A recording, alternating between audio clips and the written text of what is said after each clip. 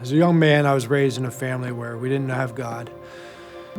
Easter and Christmas, we'd go to Catholic church up until about the point when 8, 9 years old, we just said we didn't want to go anymore, so it just kind of fizzled out. My family wasn't close. My dad was abusive. Started drinking young.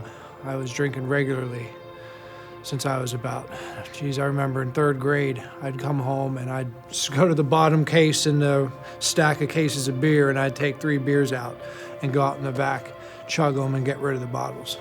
And then drinking and drugs got more and more regular. And then as a young guy, I knew how to procure the stuff, so I started selling drugs when I was about 12 years old. I was selling to people who were older than me that just didn't know where to get it. The drugs got heavier, increasing doses. New Orleans is one of those cities, it's almost like a prison mentality. If somebody steps to you and you eat it, you're gonna be eating it for your entire time there.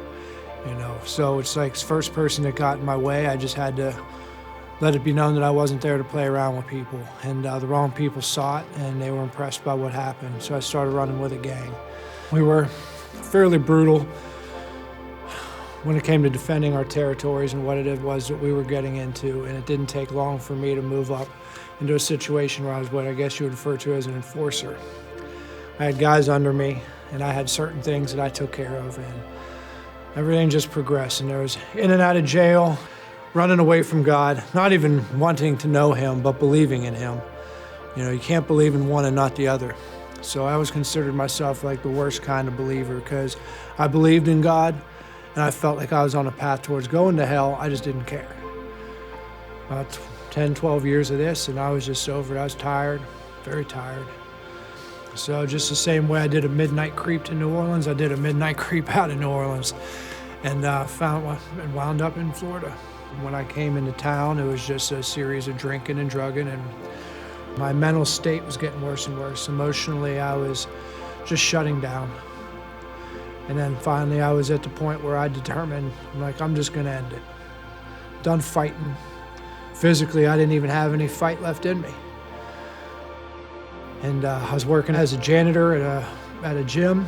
And one night, I was just doing my janitor job and walking by, and I overheard somebody say the words, "at church last weekend." And something just stuck with me. I walked up to him and I said, "Are you going to church this weekend?" He's like, "I'm not sure, why?" I said, "Will you go and will you take me?" And he said, "Sure." So he called me, he traded information. He called me up that Saturday evening, said, "Meet me at such and such place. We're gonna go to and take you to Bayside." I said, "Oh, I've heard of them." And I walked in the door, and a lady named Karen smiled at me the whole way, opened the door and said, "Welcome, glad you're here." Can't tell you if I've ever actually heard that, ever. And we went into the sanctuary, and we took our seats, and the worship team came out, and they started singing Child of God, and then I was just a wreck. I was just a mess. I was slobbering on myself, and I didn't care. Just had that feeling just overtake me. I felt warm all over, and literally just like getting a hug from God. I feel like God lined everything up perfect for me to have what I needed to have to let Him redeem my life before I ended it. Even on the street, sometimes people say they have your back, but don't, because they're hoping something happens to you so they can move up, maybe make some more money. It's just not like that in Christian fellowship. And now our Saturday night small group has just become such a blessing.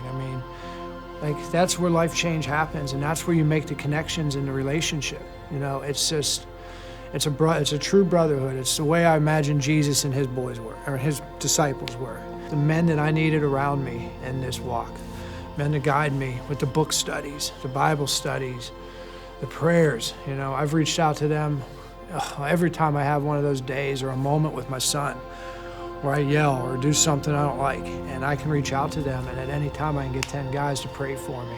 And I don't mean just saying they're praying. They don't just send me the praying hands emoji. They'll call me and be like, "Let's pray." If it wasn't for small groups, I still wouldn't be on my path, because I can understand the people or the person, we'll just say, who comes here, sits at service, stands for worship, but doesn't put their hands up or sing, sits down, or comes late and leaves before the blessing. I understand it. Complacency can happen. But if you push yourself, there's more out there. And if I could get anyone to listen to anything, just give it a try. Put yourself out there. Challenge yourself to grow. You know, I don't care for any of the stuff that I used to care about. You could take everything from me. As long as I got my relationship with God, then I'll be all right. You know, and that's just a fact.